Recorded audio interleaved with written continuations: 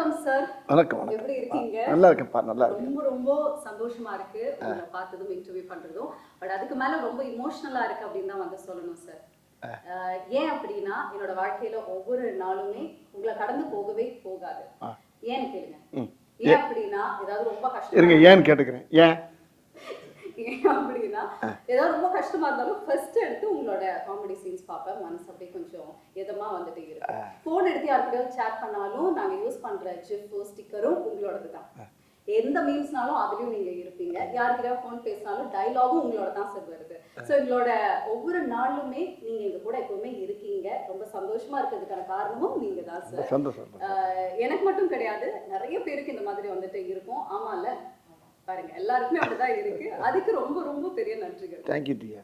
Okay, so இப்போ வந்துட்டு Morrison படத்துக்காக நிறைய விஷயங்கள் நம்ம வந்து உங்ககிட்ட பேச போறோம் sir. First of all trailer வந்து பார்த்தேன். இது வரைக்குமே வடிவேல் சார் பார்க்காத ஒரு சாயல்ல வந்துட்டு நீங்க நடிச்சிருக்கீங்க.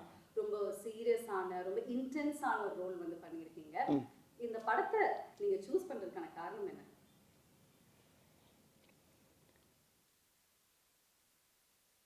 அதான் சார் உங்களோட பவர்ஃபுல் ஐஸ் வந்துட்டு தெரியுது. அதாவது நான் எத்தனையோ கதைகள் கேட்டிருக்கேன். இது வரைக்கும் நீங்கள் சொன்ன மாதிரி, திவ்யா சொன்ன மாதிரி நிறைய காமெடி படம், காமெடியில் தான் அதிகமாக கவனம் செலுத்தினேன். நகைச்சுவையில் போவேன், எல்லாம் பண்ணுவேன். சில கதைகள் வந்து பிளாக் காமெடியோட வரும், சில கதைகள் வேறு மாதிரி இருக்கும். இப்போ மாமன்னன் பார்த்துருப்பீங்க, அது ஒரு மாதிரியான ரெட்ஜைனில் பண்ணப்படாது. இப்படியே பண்ணிகிட்டு இருக்கும்போது இப்படி மாமன்னன் வந்ததுக்குனால எனக்கு இன்னொரு கதை வந்து எனக்கு ஒருத்தர் சொன்னார். இந்த படத்துடைய ரைட்டர் கிருஷ்ணமூர்த்தி. அவர் சொல்லும்போது ரொம்ப நேரம் புரியல எனக்கு. அவர் திரும்பி துருவ இன்னும் மறுபடியும் சொல்லுங்கள், இன்னொக்க சொல்லுங்கன்னா அந்த கதைக்குள்ளே என்னால் போகவே முடியல. திருப்பி இன்னும் அந்த சீனை சொல்லுங்கள், அடுத்து இன்னும் அந்த முதல்ல ஒரு சீன் சொல்லுங்கள், அப்படியே ஒவ்வொரு சீனை திரும்ப திரும்ப திரும்ப திரும்ப அவர்கிட்ட கேட்டு உள்வாங்குறேன். வாங்கினா அவர் எங்கிட்ட போகிறாரு, அப்படி போகிறாரு. இந்த சடை பண்ணும்ல பெண்களுக்கு போன அந்த 3 சடை பின்னால் போடுற மாதிரி பல சடை போடுற மாதிரி இந்த ஒரு படத்தை முனியாண்டி விலங்குல பல பக்கம் சடை போட்டிருப்போம்ல, அது மாதிரி பல பெண்டுகள் வருது இல்லை. ஆனால் கதை பார்த்தீங்கன்னா கேட்க கேட்க கேட்க கேட்க அந்த கதையே வேறு மாதிரி இருக்குது. அது வித்தியாசமான கதையாக இருக்கேன். ரொம்ப நேரம் யோசனைட்டே இருக்கேன். அப்போ திரும்ப ஒரு 1 ஹவர் கேட்கக்கூடிய கதையை ஒரு 2 ஹவர் 3 ஹவர் அவர் கிருஷ்ணமூர்த்தி சார்கிட்ட கேட்குறேன். ரொம்ப வித்தியாசமாக இருக்கு, நல்லா இருக்காது சார், யார் பண்ணுறாரு அப்படின்னு கேட்டேன். சௌத்ரி சார் சூப்பர் கூட்டிலேருந்து பண்ணுறாங்க சார். அவருடைய கோபுருஷர் வந்து முகேஷ் சார் அப்படிலாம் சேர்ந்து எல்லாம் பண்ணுறாங்க. சரி சரி சரி அப்படிங்கும்போது அப்போ அந்த கதையை இப்போ இந்த கதைக்கு நான் பேசிகிட்டு இருக்கும்போது வேறு இதில் யார் இன்னொரு ஆள் யார் அப்படின்னு கேட்குறப்ப அவர் என்ன சொல்ல மாட்டேங்கிறார். இல்லை சார் கொஞ்சம் 2-3 நாள் உங்களுக்கு அந்த சஸ்பென்ஸ் வந்துடும் அப்படின்னாரு. அது நான் என்னை சொல்லிட்டீங்க, இன்னொரு ஆர்டிஸ்ட் யாருங்கிறத சொல்லுங்கன்னா அப்புறம் ஃபுல்லாக கதையை கட்டினேன். கதை எனக்கு பிடிச்சி போச்சு. இப்போ 2 நாள் சேர்ந்து திருப்பி மீட் பண்ணுறாரு. மீட் பண்ணோன்னே இந்த கதை வந்து சார் இல்லை பகவத் சார் பண்ணுறாரு சார் அப்படின்னாரு. எனக்கு பயங்கர சந்தோஷமாயிடுச்சு. அவரும் இப்போ தான் நம்ம மாமன்னன் காம்பினேஷன் உங்களுக்கு அந்த காம்போ இருக்குல்ல உங்களுக்கு, அவரா சூப்பராக இருக்குமே.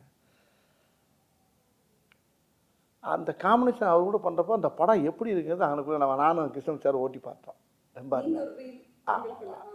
திருப்பி இன்னொரு மீட்டிங்கில் வர்றாரு. சார் இதில் வந்து டேரக்டர் என் ஃப்ரெண்டு அப்படின்னா அங்கே அருமையான அற்புதமான மனிதர் கிருஷ்ணமூர்த்தி மாதிரி அவர் ஒருத்தர், சுதீஷ் சங்கர். அவர் வந்து பார்த்தா அவர் பெரிய தெய்வ பக்தி. அந்த ஷூட்டிங்கில் எடுக்கும்போது திருவண்ணாமலைக்கு போனால் கேப்பில் போனால் திருவண்ணாமலை சுற்றிக்கிட்டே இருப்பார். ஆமாம், எங்கே ஆளை காணாமல் நம்ம யூரிங்கின்னு போகிறதுக்குள்ள அவர் மலையை சுற்றி இருந்துருவார். அந்த அளவுக்கு அவர் ஒரு பக்திமான ஒரு அருமையான டைரக்டர். அவரை பற்றி சொன்னோன்னா அவர் அந்த சைடில் அவர் டைரக்ட் பண்ணுற மாதிரி இவர் ஒன்லி ரைட்டர் மாதிரி அவர் பேசிக்கிட்டாங்க. சரி உங்களுக்குள்ளே அண்டர்ஸ்டாண்டிங் தான், எனக்கு ஒன்றும் பிரச்சனை இல்லை. பவுத் சார் வந்து சொன்னாராம் வடிவேல் சார் தான் நல்லாயிருக்கும் அப்படின்னு சொன்னதாக நான் கேள்விப்பட்டார். நீங்கள் நான் தான் வந்து இன்டர்வியூ பண்ணேன் பகத் சார். சோ கண்டிப்பா இந்த கதை உங்களுக்கு தெரிஞ்சிருக்கும் அப்படின்னு நினைக்கிறேன். அவர் வந்து என்ன சொன்னாருன்னா, ஃபர்ஸ்ட் நாங்க டீமோட உட்கார்ந்து டிஸ்கஸ் பண்ணும்போது இந்த கதாபாத்திரத்துக்கு வடிவேல் சார் மாதிரி ஒருத்தர் இருந்தா கரெக்டா இருக்கும் அப்படின்னு சொன்னாங்க. அதுக்கப்புறம் வடிவேல் சாரே இருந்தா நல்லா இருக்கும் அப்படிங்கிற மாதிரி மாறி இருக்கு. அப்புறம் மலையாளத்துல பண்ண வேண்டிய படம் இது தமிழ்ல வடிவேல் சாருக்காகவே பண்ணணும் அப்படிங்கிற வந்து மாறி இருக்கு அப்படின்னு சொல்லி நீங்க இதை எப்படி பாக்குறீங்க? ஐயோ, பெரிய அவர் சொன்ன வார்த்தை எனக்கு வந்து மனசை ரொம்ப நெகிழ வைக்குது. என்னன்னா, எனக்கு எப்படி நீங்கள் எப்படி செய்யோ அது மாதிரி எனக்கு பெரிய லட்சம் கோடி மக்களில் எவ்வளோ பேர் ரசிகரோ அதில் அவர் எனக்கு பெரிய ரசிகர். அவர் எந்நேரம் பார்த்தாலும் அப்பா வந்து உங்களை பாடுறா வடிவேல் இப்படி பண்ணுறாரு பாடுறா அப்படின்னு சொல்லுவார். அப்பாவை நானும் எங்கள் ஃபேமிலியெல்லாம் பயங்கர ஃபேன் அவங்களுக்கு அப்படின்னாரு. அப்படியே சார் நான் சின்ன பிள்ளைலேருந்து 12வது படிக்கிலேருந்து உங்கள் பார்த்துக்கிட்டேங்க சார், நான் பயங்கர தீவிர ஃபேன் சார் நான் அப்படின்னு மாமன்னே என்கிட்ட ரொம்ப நேரம் சொல்லியிருந்தார். இப்போ இந்த படத்தில் ரொம்ப நெருக்கமாக உட்காந்து பேசக்கூடிய அளவுக்கு இந்த படத்தில் அவர் கூட எனக்கு ஒரு வாய்ப்பு கிடைச்சது. அது அவர் கூட பண்ணுறப்ப மராக்கல் அறியேன். அப்புறம் ஹீரோ நான் வந்து அவர் தான் ஹீரோன்னு சொல்லிக்கிட்டு இருக்கேன். எனக்கு ஹீரோ அவர் தான். இல்ல இதுல இன்னொரு ட்விஸ்ட் இருக்கு. ஒரு கேள்வி அவர்கிட்ட வந்து நான் கேட்டேன், யார் சார் இந்த படத்துல ஹீரோ? ஏன்னா ரெண்டு பேருமே ட்ரெய்லரை பார்க்கும்போது ஈக்குவலா இருக்கு கேரக்டர். எனக்கு ஒரு கன்ஃபியூஷன், யார் சார் இதுல ஹீரோ, நீங்களா இல்ல வடிவேல் சார் அப்படின்னு கேட்கும்போது அவர் சொன்னாரு, இல்லவே இல்லைங்க 100% வடிவேல் சார் தான் ஹீரோ அப்படின்ட்டாரா? ஆமா. நீங்க என்னன்னா வந்து ஃபஹத் சார் ஹீரோ அப்படின்னு சொல்றீங்க. அதாவது ஒரு கை இந்த கை ரெண்டு கை சேர்ந்த தட்டில் தானே சத்தம் கேட்கும். அது மாதிரி அவரு நான் சேர்ந்து இணைந்த கைகள் இந்த மாதிரி அவர் கூட நடித்தது எனக்கு பெரிய பாக்கியம் அப்படி தான் நான் நினைக்கிறேன். ஆனால் அவர் என்ன நினைக்கிறாரு, என்னை பெருசாக சொல்கிறாரு. எப்படியோ இந்த படத்தில் அந்த கதை வந்து அருமையான கதை தான் அந்த படத்துடைய கண்கள். அது அந்த படத்துடைய டைரக்டரும் அந்த டீமே நல்ல டீம். அதான் முக்கியமான ஆள் யாரான்னு கேட்டிங்கன்னா இப்போ நான், அவர் sir Bhagat sir, director Sudheesh Shankar அவர், கிருஷ்ணமூர்த்தி சார். அதில் இன்னொரு பெரிய விஷயம்னா நம்ம யுவன் சார். ஆமாம், அது நீங்கள் கேட்குறதுக்கு முன்னால் நான் சொல்லிட்டேனோ. ஆமாம், யுவன் சார் வந்து அந்த படத்தில் அப்படியே தள்ளி இருக்கார். அப்புறமா அவருடைய இசையெல்லாம் கேட்குறப்ப ரொம்ப அருமையாக இருக்குது. அதை விட இன்னொரு ஒரு பெரிய எல்லா டெக்னிக்ஸுமே சூப்பராக இல்லை. இந்த கேமராமேன் ஒரு ஆள் இருக்கார், கலைன்னு ஒரு பேர், உண்மையிலே கலை டைப் உள்ளதான். கேமராமேன் கலை அந்த படத்தை அவ்வளோ அழகாக அந்த படத்துக்குள்ளே போகிறப்ப ஒரு மலையாள சினிமாக்குள்ளே போய் நடிச்சு வந்த மாதிரியே இருக்குது எனக்கு. ஆனால் தமிழ் படம் தான். அவங்க என்ன தமிழ் வந்து எடுத்துட்டு மலையாளத்துக்கு போகுது. இப்போ அந்த கதையுடைய போக்கு அது எல்லாம் பார்த்தா நேச்சுரலாக இருக்குது. அந்த லொக்கேஷனுக்கு போனப்போ எல்லாம் நான் கேரளா போயிட்டு வர மாதிரியே இருக்கும். நம்ம ஊரில் தான் எடுக்கிறாங்க எல்லாம். அம்பா சமுத்திரம் அங்கிட்டு இங்கே போகிறாங்க, இங்கே திருவண்ணாமலை போகிறாங்க. போனால் ஒவ்வொரு லொக்கேஷன் பார்த்தீங்கன்னா இங்கே ஒரு 35 கிலோமீட்டர் 40 கிலோமீட்டர் மலைக்கு அடியில் அடிவாரம் யானை வர்ற ஏரியா அங்கிட்ட தான் போய் எடுக்கிறது. ஆனால் பார்த்தா அப்படியே அந்த கதைக்கும் அந்த கதையோடு சேர்ந்து பொருள் பார்த்துங்க அந்த லொக்கேஷன். அது அப்போ ஆர்டிஸ்ட் வேலை செய்யவே ஆசையாக இருக்கும். அப்படி ஒரு அழகான ஒரு படம், மக்களுக்கு ரொம்ப கண்டிப்பா ட்ரெய்லர்ல பாக்கும்போதே அவ்வளோ ஃப்ரெஷ்ஷா இருக்கு, அழகா இருக்கு. சீன்ஸும் ஃப்ரேம்ஸும் அதுல உங்க எல்லா பேருமே உள்ள ஆடியன்ஸே கதைக்குள்ள வந்துட்டான் பண்ணா படத்தை வெளியே போக முடியும். இன்ட்ரோலுக்கு தான் உள்ள போக முடியும். அது வரைக்கும் கதைக்குள்ளேயே வந்துடுவாங்க எல்லாரும். அப்படி அந்த கதை அந்த ஈர்ப்பு அது எனக்கே ஒரு பெரிய வாழ்க்கையில் கிடைச்ச ஒரு புது அனுபவமாக இருக்கு எனக்கு. Super sir. சரி, இந்த கதை இந்த வடிவில் நான் பார்த்தது இல்லை. ஆமாவா? நான் ஃபஸ்ட்டு வந்தோன்னே எனக்கு இந்த கதையை கட்டு சரி என்ன இது காஸ்டியூம் சார் அப்படின்னு. அப்போ கிருஷ்ணமூர்த்தி சார் தான் வந்தார், ரைட்ரு. வந்து ஒரு சில்லு எடுத்தார், ஒரு ஃபேன் செட்டு போட்டு இன் பண்ணி நிற்கிறேன். இந்த இதுதான் ஒரு சில்லு போட்டு நிற்கிறேன். எனக்கு இந்த ஒரு சில்லு போதும் சார் அப்படின்னாரு. என்ன சார் நிறையா எடுப்பாங்களேண்ணா? ஒன்று இதான் சார். ஓகே சார் அப்படின்ட்டாரு. இல்லை இன்னும் ஒரு 10-20 எடுங்க, வேறு மாதிரி எடுப்பான். என் மைண்டு மாறிடுச்சு சார், இதுதான் அப்படின்னாரு. இப்போ இந்த கெட்டப்பில் என்ன பார்க்குறாரு. அப்போ நான் என்ன பார்க்குறேன், மாமன்னனுக்கு இதுக்கு ரொம்ப சேஞ்சு கிடைக்கல உங்களுக்கு. அது ஃபுல்லாக வெயிட் ஷர்ட்டோடு வருது. இது ஒரு ஃபேன் போட்டு ஒரு இன் பண்ணி ஒரு பேக்கோடு இருக்கார். பட் இவர் கேரக்டர் அவர் கேரக்டர்னு பார்க்குறப்ப எனக்கே ஒரு புதுசாக இருந்துச்சு. ஒரு வித்தியாசமான ஸ்டைல்ல நான் முதல்ல சொன்ன மாதிரி உங்களுக்கு ஒரு டிஃபரண்டான எக்ஸ்பீரியன்ஸ், உங்களுக்கும் அந்த மாதிரி தான் இருந்திருக்கு. ஆமாம்மா, நானே ஆடியன்ஸ் என்ன படம் பார்க்கல, நான் நடிக்கும்போது அந்த ட்ரெயிலர் பார்க்கும்போது எனக்கே என்ன கேட்டாங்க, ட்ரெயிலர் பார்த்தீங்கன்னா சார் எனக்கு சார் என்ன கண்ணை கட்டுறது என்ன புரியல. வித்தியாசமாக இருக்குது அப்படின்றது ரொம்ப பெருமையாக இருந்துச்சு எனக்கு. ஓகே, இந்த கதை வந்து நீங்க கேட்கும் பொழுது எந்த விஷயம் அப்போ கண்டிப்பா இந்த கதைக்கு நான் ஆக்டாக இருப்பேன், நான் இதை கண்டிப்பா பண்ணணும் அப்படின்னு எந்த பாயிண்ட்ல உங்களுக்கு தோணுச்சு சார்? ரொம்ப அருமையான கேள்வி இது. இந்த கேள்வி தான் இந்த பேட்டியிலே ரொம்ப முக்கியமான கேள்வின்னு நினைக்கிறேன். இது எப்படின்னா, இன்னைக்கு இருக்க காலகட்டம், இந்த இந்த நிகழ்காலங்கள் இன்றைக்கி இருக்க, நம்ம இதுக்கு முன்னால் இருக்கிறது வேறு மாதிரி இருந்துச்சு, நம்ம வேறு மாதிரி பண்ணோங்கிறதெல்லாம் வேறு விஷயம். இன்றைக்கி காலங்களில் இன்றைக்கி இருக்க இளைஞர்கள் மத்தியில் இன்றைக்கி நிறையா இன்றைக்கி வந்து இந்த இந்த இந்த கதை ரொம்ப ஒரு சமூக விழிப்புணர்வை ஏற்றக்கூடிய சொல்கிற அளவுக்கு இந்த கதையில் அந்த திரைக்கதை அமைஞ்சிருக்க முடியும். ஆமாம், பொதுவாகவே இப்போ நானும் ஹீரோ கிடையாது, யாரும் கிடையாது கூட வச்சுக்கோங்க, இந்த கதை தான் ஹீரோ. அவ்வளோ அற்புதமான விஷயத்த டைரக்டரும் கதாசிரியர் இந்த படத்தை ரொம்ப அருமையாக இயக்கியிருக்காங்க. ரொம்ப முக்கியமான விஷயம் என்னென்னா, மக்கள் இந்த படத்தை பார்க்குறப்ப ஒரு ரொம்ப பேருக்கு ஒரு பெரிய விழிப்புணர்வாக இருக்கும். அது ஒன்று. இதில் நடிச்சிருக்க ஆர்டிஸ்ட் அத்தனை பேருமே இந்த கதையோடு நல்லா பின்னி பிணைஞ்சிட்டாங்க. எல்லா பேருமே. இதில் பவுட் சார் கிடச்சது வந்து இந்த படத்துக்கு அது இன்னும் மெருகேற்றிருக்கு. அதுதான் இன்னொன்று திவ்யா, அந்த இப்போ இந்த ட்ரெய்லரை பார்த்து எல்லோரும் ஆளுக்கு ஒரு கதை எழுதுறாங்க, ஒவ்வொரு கதையாக எழுதிட்டு வர்றாங்க. இப்போ அந்த கதையில் 4-5 கதை எங்களுக்கு கிடச்சிருக்கு. அதே டைரக்டர் ஆட்டையை போட்டு பண்ணலாம்னு இருக்காரு மறுபடியும். ஆமாம், செகண்ட் பார்ட், தேர்ட் பார்ட் இல்லை, அவங்க சொன்னது அது புதுசு புதுசாக இருக்குது. அது ரொம்ப இன்ட்ரெஸ்டிங்காக இருக்குது. ட்ரெய்லரை வச்சு அவங்க ஒரு கதை சொல்லிட்டு இருக்காங்க. இது நல்லா இருக்கே, இது அது இது அதோட இது ஒரு ஒவ்வொன்றும் ஒரு மாதிரியாக இருக்குது. ஆனால் அந்த கதையில் இருக்க விஷயங்கள் வந்து மக்களுக்கு ரொம்ப படமாக நீங்கள் பார்க்குறப்ப ஆல் ஆடியன்ஸ் எந்திரிச்சு கை தட்டுற அளவுக்கு அந்த படம் அந்த இயக்கியிருக்காங்க. ஆமாம், இந்த படத்தில் சஸ்பென்ஸாகவும் நிறைய விஷயங்கள் பொறுத்து வந்து பார்க்கணும். ஓகே, நீங்கள் இந்த படத்தில் நடித்த நடிகர்கள் பற்றி சொன்னீங்க. முக்கியமாக நம்ம கோவை சரளமாவும் வந்து நடிச்சிருக்காங்க. உங்களோட காம்பினேஷன் பல வருடங்கள் கழிச்சு ஸ்க்ரீனில் பார்க்குறேன். அவங்க கூட சேர்ந்து இல்லைனாலுமே இந்த படத்தில் அவங்க ஒரு வித்தியாசமான கேரக்டர் அவங்க அவங்க பண்ணியிருக்காங்க. ரொம்ப சீரியஸாக பண்ணியிருக்காங்க. அவங்க ரொம்ப நல்லா பண்ணியிருக்காங்க. அவங்க சும்மாவே அவங்க வந்து பிறவி ஆர்டிஸ்ட். அவங்கள சொல்லவா வேணும் உங்களுக்கு. அவங்க எந்த கேரக்டர் கொடுத்தாலும் அசத்திட்டு போகிறாங்க. அதான் தமிழ் சினிமாவில் அவங்க இன்னொரு மனோரமா மாதிரி வச்சுக்கோங்களேன். அவங்க இந்த படத்தில் வேறு மாதிரி அவங்க பண்ணியிருப்பாங்க. சூப்பர். ரொம்ப வருடங்கள் கழிச்சு நீங்கள் இந்த படத்தில் நடிக்கும்போது அனுபவம் எப்படி இருந்தது சார் அம்மா கூட? அவங்களுக்கு எனக்கு அதிகமாக காம்பினேஷன் வராது.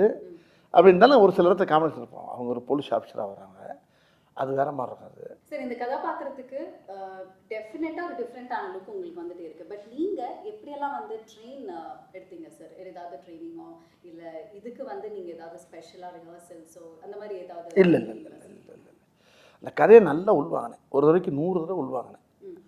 வாங்கி அந்த கதாபாத்திரத்தை வந்து உள்வாங்கும்போது எனக்கு அதான் சொல்லலை, படம் ரிலீஸுக்கு முன்னால் இன்னும் இந்த கேள்விக்கெல்லாம் சரியான விட கொடுப்பேன் நான்.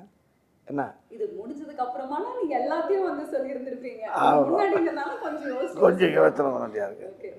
ரொம்ப அதை நிறையா உள்வாங்கும்போது இந்த கதை இன்னைக்கு சமுதாயத்துக்கு தேவைப்படுது. சொல்லணும், இந்த கதையை சொல்லி ஆகணும். அதுக்கு என்னை தேர்ந்தெடுத்தது வந்து பகவத் சாருங்கும்போது ரொம்ப பயங்கர ஆச்சரியமாக இருக்கு எனக்கு. இல்லை, மாமன்னன் படம் அப்போ கூட மாரி செல்வராஜ் சாரும் அண்ட் உதய சாரும் வந்து சொல்லியிருந்தாங்க, என்னதான் வந்துட்டு எல்லாருமே இருந்தாலும் ஃபஹத் சாருக்கு வந்து செட்டில் சரி எப்போவுமே வந்து வடிவேல் சார் மேலே அவ்வளோ ஒரு பிரியம். சீக்கிரமாக வந்து அவர் கூட போய் உட்காந்து பேசுவாங்க, நிறைய விஷயங்கள் உட்காந்து பேசிகிட்டு இருப்பாங்க அப்படின்னு எல்லாம் வந்து சொன்னாங்க. என்ன மாதிரி விஷயங்கள் வந்து நீங்கள் அவ்வளோ டிஸ்கஸ் பண்ணுவீங்க? அண்ட் உண்மையாலுமே அவருக்கு உங்கள் மேலே அவ்வளோ பிரியம், பட் எந்த அளவுக்கு உங்களை கேட்க அந்த ஒவ்வொரு சீனையும் அவர் சொல்லுவார் என்கிட்ட. நான் நடித்த சீனை பூரா அவர் சொல்லி காட்டுவார் எனக்கு. ஓகே, நான் அவர் படம் ரொம்ப அதிகமாக கொஞ்சம் கம்மியாக தான் பார்த்துருப்பேன். ஆனால் என்ன அவர் படிப்படியாக பார்த்துருக்காரு. ஒவ்வொரு படத்தையும் பார்த்து அந்த காமெடி அவர் சொல்லி சிரிப்பார் என்கிட்ட. சொல்லும்போது எனக்கு அப்புறம் நான் அந்த காமெடி எப்படி நடந்துச்சு, எப்படி நடந்துச்சு, இப்படி ஒவ்வொரு சம்பவத்தையும் நான் ஸ்பாட்டில் என்ன நடந்துச்சு, நான் நடித்த இடங்களை அப்புறம் சொல்லிவிட்டு அவரை சிரிக்க பற்றிருப்பேன். ஆமாம், அது எத்தனை தடவை பார்த்தாலும் அவர்கிட்ட நிறையா இன்னும் சொல்லிக்கிட்டே இருப்பேன். அவரும் சிரிச்சுக்கிட்டே இருப்பார், அவர் கைத்தட்டி சிரிச்சுக்கிட்டு இருப்பார். அந்த மாதிரி மாரிசன் படத்தோடைய ஷூட்டிங் ஸ்பாட்ல ஏதாவது இன்ட்ரெஸ்டிங்கான சம்பவங்கள் நடந்திருக்கா சார்? இந்த படத்துலையா? அது நிறையா நடந்திருக்குது. நிறையா ஏகப்பட்ட காமெடி நடக்கும். இப்போ நானே அவருக்கு ஏதாவது சொல்லுவேன்ல, அவர் சொன்னோன்னே டக்குன்னு இவர் வந்து சார் இந்த இடத்துல இது வச்சா நல்லா இருக்குமா அப்படின்னா டக்குன்னு அவர் டக்குன்னு அவரை பார்ப்பார். கிருஷ்ணமூர்த்தியை ரைட்ரு ஒன்று ரைட்ரு நீ ஒரு கரையை மாற்றி வேறு மாதிரி போடுவாங்க. ஒரு பீதியாக இருக்கும். ஒன்று இவர் ரைட் சொல்லுவார், அது வேணுமா, அது வேணுமா, ஏன்னா அவர் கதையில் ஆனால் அதில் சேரும், அது அந்த அந்த டைலாக் சேரும். ஆனால் அவருக்கு ஆசையாக இருக்கும், அவருக்கு பௌத் சாருக்கு. ஆனால் அவர் நல்லா இருக்கே அப்படிம்பாரு. அப்புறம் கிருஷ்ணன் சார் சரி வேணாம் அப்படிம்பாரு பௌத் சார். வேணான்றாரு. வேணாம்னா பவன் டேரக்டர் சார் அங்கேருந்து வந்துடுவார், சுதிசங்கர் சார் அங்கேருந்து வந்துடுவார். என்ன என்ன அப்படின்பாரு. இல்லை இது நல்லா இருக்கே அப்படிம்பாரு. ஒன்று அவங்க 3 பேர் மலையாளத்தில் பேசிட்டு இருப்பாங்க. நான் ஒரு ஆள் மட்டும் இந்த திக்கு தெரியாமல், திசை தெரியாமல், பாசை தெரியாமல் அப்படியே நின்றுக்கிட்டே இருப்பேன். இது என்ன பார்ப்பேன், என்ன பேசுகிறாங்க, பேசாமல் வீட்டுக்கு அனுப்பிடலாங்கிறாங்களா, என்ன பேசி 3 பேர் மலையாளத்தை பேசிகிட்டே இருப்பாங்க. நான் அதான் சொல்லலை, தினம் மலையாள ஷூட்டிங் போயிட்டு வந்த மாதிரி இருக்கும். ஆமாம். அப்புறம் அவங்க எவ்வளோ கிருஷ்ணன் சார் பதறுவார், சார் வேணாம் சார், தெரியாமல் கேட்டு தொலைங்க, விட்டு தொலைங்க அப்படி. இல்லை சார் ஓகே சார் அப்படின்பாரு. இல்ல ஃபஹத் சார் ஒரு விஷயம் வந்து சொன்னாரு, சீரியஸான ஒரு சீன் நாங்க நடிச்சிட்டு வருவோம், ஆனா வடிவேல் சார் உடனே பின்னாடி வந்துட்டு அதே சீனை அவர் ஒரு காமெடியான ஒரு வேலை அப்படி சிலது வைக்கப்பட்டது இருக்கு, வேணான்னு சொன்னது இருக்கு. இப்படி சில விஷயம் ரொம்ப எனக்குள்ள ரொம்ப சுவாரஸ்யமா ஜாலியாக எடுத்துக்கிறோம் நாங்கள். அதே மாதிரி அவர் நிறையா சொல்லுவார், டைரக்டர் ரொம்ப அவர் இல்லை, நாங்கள்லாம் ஒன்று யோசிப்போம், ரைட்டர் ஒன்று யோசிப்பார், டைரக்டர் அங்கே புதுசாக ஒன்று சொல்லுவார். அந்த இடத்துல அப்படி சேர்ந்து இந்த ஸ்பாட்லேயே அந்த இடத்துல மாற்றுவோம், நல்லாயிருக்கும், நல்ல டீம். இல்லை இடையில அவர் வந்துடுவார். சில நேரத்தில் இந்த தமிழில் சில வார்த்தை எங்களுக்கு புரியாது, அவர் ரைட்டர் நல்லா தமிழ் பேசுவார் கிருஷ்ணமூர்த்தி சார். அவர் டைரக்டர் சார் கொஞ்சம் தமிழ் அப்படியே தாரா பா ஆ பா ஓ ஆ அப்படின்னு போயிட்டு வருவார். இது மலையாளம் இல்லை, நீங்கள் அப்புறம் அங்கேருந்து கேமராமேன் வர என்ன என்ன ஓ இதா சார், இது இந்த தமிழில் வந்து இது வரும் சார், மலையாளத்தில் அப்படி வரும், ஓ சார் அப்படியா, இது எப்படி சொன்னால் நல்லா இருக்கு அப்படி இப்படி 2 பேரும் அந்த அந்த எல்லாம் தாய் இல்லையா, எல்லாம் பூரா அதானே, ஒரு தாய் புள்ள தானே, எல்லாம் நாங்கள்லாம் சேர்ந்து 2 மொழியும் சேர்ந்து அதில் விளாண்டுருப்போம் பாருங்க, பிரமாமா.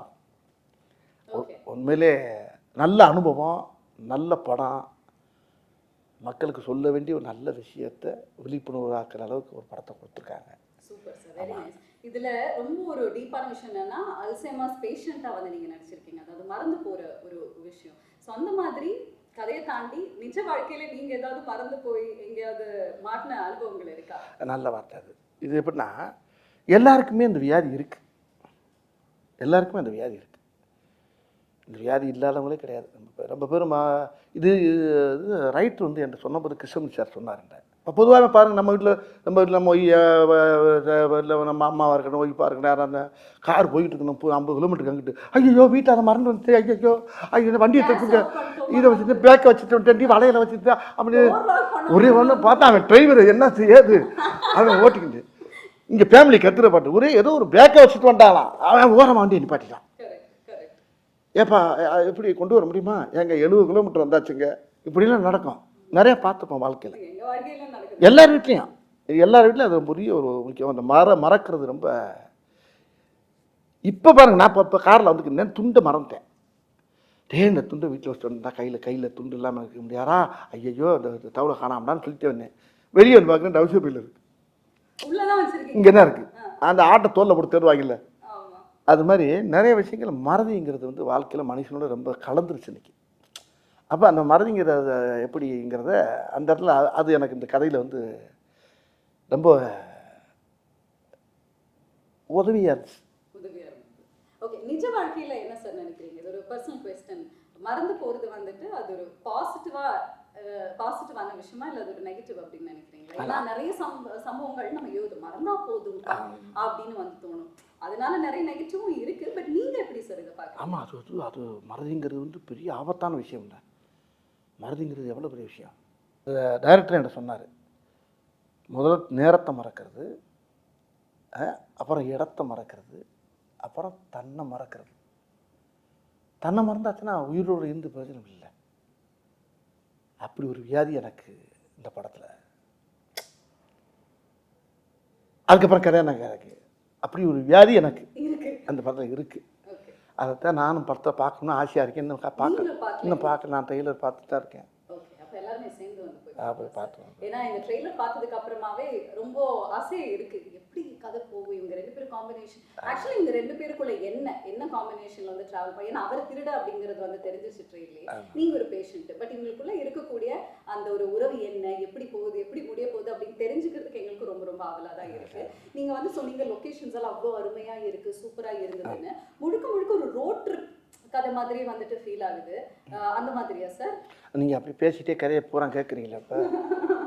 ஆமாம், படம் பாருங்க, படத்தை பார்த்துட்டு அடுத்து இன்னொரு பேட்டியில் வெட்டி விழாவில் இருக்குல்ல.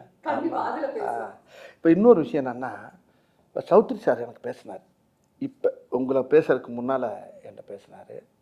இந்த படத்துடைய producer super good Choudhary sir பேசினார். வடிவேல் படத்தை பார்த்தேன், பயங்கர சந்தோஷமாக இருக்கேன் நான்.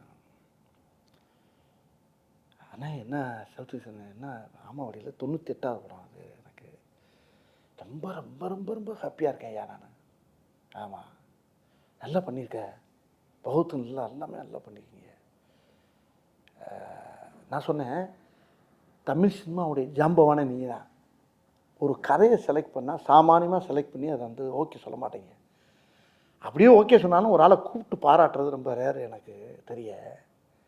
ஆமையா, உனக்கு தெரியுமில்ல என்னை பற்றி, நான் உன்னை கூப்பிட்டு பாராட்டுறேன்னா எனக்கு அவ்வளோ உன்னை பாராட்டுன்னு 2 நாளாக உன் நம்பரை கேட்டு நான் பேசி தேடி ஒரு கேட்டுக்கிட்டேன். அதனால உன்னே பிடிக்க முடியல, நீ கொஞ்சம் பிஸியாக இருந்த ஒரு அப்படின்னாரு. அப்போ நான் அந்த பிரபுதேவா படத்தில் டிஸ்கஷனில் நானும் போய் கொஞ்சம் கலந்து போய்கிட்டு இருக்கேன். இப்போ அவர் நானும் பண்ணுறோம் ஒரு படம். ஆமாம் ஆமாண்ணே, ஆமாம் ரொம்ப நல்லா இருக்கு அப்படியில. அது பெருவாயால் சொல்கிறது வந்து பெரிய தேசிய அவார்டு கிடைச்ச மாதிரி எனக்கு. அந்த படத்தை அவர் பாராட்டுனது தான் எனக்கு வந்து பெரிய வெற்றி இந்த படத்தை. சரி, இந்த படத்துல இருந்து மக்கள் வீட்டுக்கு போகும்பொழுது என்ன மாதிரி ஒரு எக்ஸ்பீரியன்ஸ் இருக்கும்னு நினைக்கிறீங்க? அதனால் முழுமையாக ஏற்றுக்குறாங்க அந்த படத்தை, படத்தை ரொம்ப ரசிப்பாங்க. இது இந்த அதான் சொன்னல, இந்த படம் வந்து முக்கியமாக அன்றைக்கி வந்து ஜனங்கள் மத்தியில் அது வந்து ரொம்ப பெரிய உஷாரம் உண்டாக்கும். ஜனங்கள் மத்தியில் ஒரு விழிப்புணர்வு வரும், பெரிய உஷாரம் உண்டாக்கும், பெரிய ஒரு மாதிரியான ஒரு படம் அது. காத்திருப்போம். அண்ட் உங்களுக்கு மாரிசன் படம் எந்த அளவுக்கு ஸ்பெஷல்? மாரிசன்ற டைட்டில் எனக்கு ரொம்ப வித்தியாசமாக இருந்துச்சு. டைட்டில் என்ன வச்சுருங்கன்றப்ப அப்போ டைரக்டர் இவரும் சேர்ந்து சொன்னாங்க மாரிசன். மாரிசன்கிறது மீனிங் என்னன்னு கேட்டேன் நான். அதுக்கு மீனிங் சொன்னார். அதுவும் அந்த ராமாயணத்தில் வந்து அந்த சீதையை கடத்தும் போது மானா மாறி உள்ளே போகும்ல, அந்த கேரக்டர், அது பேர் தான் மாரிசன்னார். இதெல்லாம் எனக்கு தெரியாது, நான் ராமாயணம்லாம் படிக்கலாமா. அவர் சொன்னார் அந்த அந்த அந்த டைட்டிலுக்கு இந்த கதைக்கு என்னங்க போது அந்த டைட்டிலை வச்சு கதை கேட்டேன் நான். அப்போ நீ கேட்ட கேள்வி என்ன அதானே கேட்டீங்க? இப்போ நீங்கள் கேட்டது இந்த அதான் அந்த டைட்டிலுக்கு ஏற்ற அந்த கதை வந்து ரொம்ப ஆப்டாக இருந்துச்சு. அந்த கதை அது ரொம்ப என்னை ரொம்ப பாதிச்சிருக்கு இந்த படம். எனக்கு ரொம்ப பிடிச்ச கதை. ரொம்ப என் வாழ்க்கையிலே இது பெரிய வரலாறு மாதிரி இருக்குன்னு நினச்சிங்களேன். எனக்கு இது பெரிய ஒரு பெரிய மைல்கல். இது எத்தனையோ படம் பண்ணிக்கேன், வரிசையாக பண்ணிக்கிட்டே வந்திருக்கேன். ஒரு படத்தில் புலிகேஷ் பண்ணியிருக்கேன், அது ஒரு பெரிய படம். மாமன்னுக்கு அப்புறம் நீங்கள் ஜம்ப் பண்ணி வந்த மாரிசன். இப்போ என்ன கேட்டினா ஒவ்வொரு படமும் இப்போ எனக்கு எல்லாமே கலந்து வருது. இப்போ ஒரு கேரக்டர் ரோல் வருது. நல்ல இப்போ சுந்தர்ஜி படம் பண்ணோம்ல யங்கர்ஸு, அது ஒரு நல்ல காமெடி படம். அது இப்படி இன்னும் மாறி ஒரு கதையை பூரா செலக்ட் பண்ணி தான் பண்ணிட்டு வரேன் நான். அந்த செலக்ஷனில் இந்த கதை வந்து எனக்கு கிடைச்ச பெரிய பாக்கியம்னு நினைக்கிறேன். கண்டிப்பாக சார். ஏன்னா இப்படி ஒரு கதாபாத்திரத்துல உங்களை பார்த்தது கிடையாது. அது அவர் கூட அவர் காம்பினேஷனில் கிடைச்சது வந்து இன்னும் எனக்கு ரொம்ப சந்தோஷமா இருக்கு. அதுவும் சௌத்ரி சாருடைய தயாரிப்பில் அது நம்மளுக்கு கிடைச்சது. அந்த டீம் அவரும் பெரிய ரொம்ப சூப்பரான காம்பினேஷன் சார். ஏன்னா சுதீஷ் சார் டைரக்ஷன்ல, கிருஷ்ணமூர்த்தி சாரோட ரைட்டிங்ல, அண்ட் ஃபஹத் ஃபாசில் சார் கூட நீங்க இணைந்து நடிச்சிருக்க இந்த காம்பினேஷன் பார்க்கிறதுக்கு ரொம்பவே ஆவலோட வெயிட் பண்ணிட்டு இருக்கோம். ஸோ படத்தை பார்த்ததுக்கு அப்புறமா இன்னும் நிறைய விஷயங்கள் உங்ககிட்ட வந்து பேசலாம். நன்றி, தேங்க்யூ வெரி மச் சார்.